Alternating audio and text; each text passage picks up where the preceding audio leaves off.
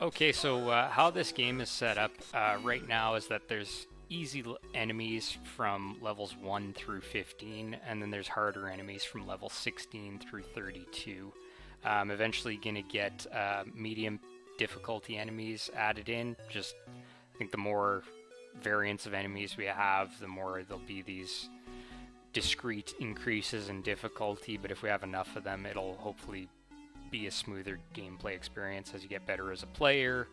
The enemies will increase in difficulty, and also as you find more power-ups and better items, those are revealed throughout the game. That helps compensate for the enemies being more difficult. So let's go to level 16. There's a new shader being used for the enemies in here. You'll see this. It's kind of like it's called a wireframe or a polygon shader. Basically shows all the polygons of the models. See, geometry is really simple. That keeps the load on the GPU nice and low.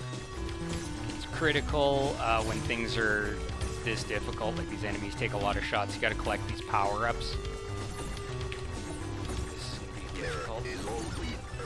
Okay, so these are the random items. I always recommend collecting as many of them as you can. They'll give you extra points, extra multiplier, and they'll recharge your shields and your health. Very good idea to collect those. Holy moly, this is dicey. I wish I would have got the gold one. That's a full shield restore. Okay, can't make it through this.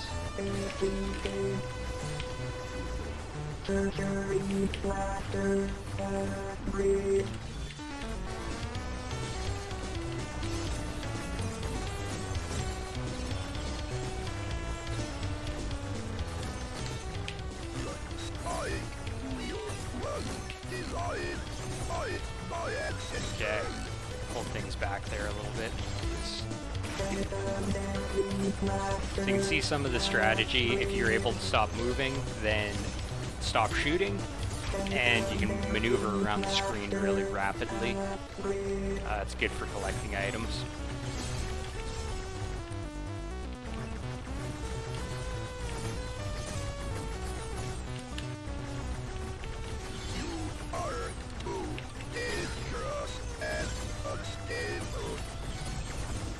When things get really dicey like this too, it's good to stop and blow up all the obstacles in your way. You don't want to take damage from those that do a lot of damage.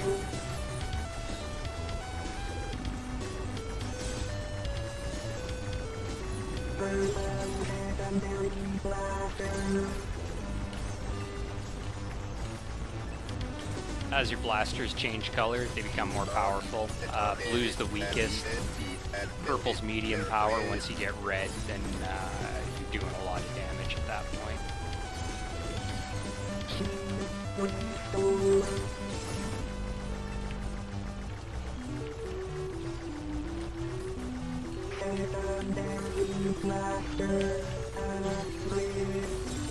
With special abilities, they take a little time to recharge, but you can basically just spam them as much as you want. There's no point, your points aren't affected. There's no real consequence to doing that strategy. Okay, I made it through. It's challenging though. It's quite difficult. Okay, we'll end things there. Thanks. Okay, so thanks for watching the video this far. Upcoming plans are to create another batch of enemy variants, build an electric fence type enemy, put in some better instructions, and once the VCS dev kit arrives, I'm gonna hop over to experimenting with that and playing some games on the VCS, doing some other things just to enjoy the experience of being a dev for this community. Few small upcoming things. I am likely to do another interview with Kraz Productions in the near future. I'm excited about that. I've got another, I think, podcast coming up. It'll be Coffee with Big Mike in early July, and I'll probably be talking about the current state of things, wrapping the project up, the VCS port, all of that. So yeah, you can expect another one of these videos probably 3 to 4 weeks. Every 3 to 4 weeks is going to be the cadence. Um, I feel it's very necessary to communicate with the community. I think that's really important. It also takes me away from the dev work. My hope is that by doing these interviews, podcasts, things like that, it shows that the project is still ongoing.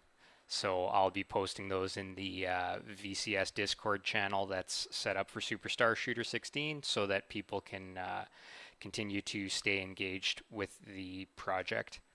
As a side note, QA for the game is basically filled up. I've got, I think, 3 people that are active in QA and 1 person queued up. If I'm having trouble getting feedback on things, then I have kind of a spare. So I think I'm good on QA testers. And yeah, with that, I'm going to wrap things up. Thanks, everybody.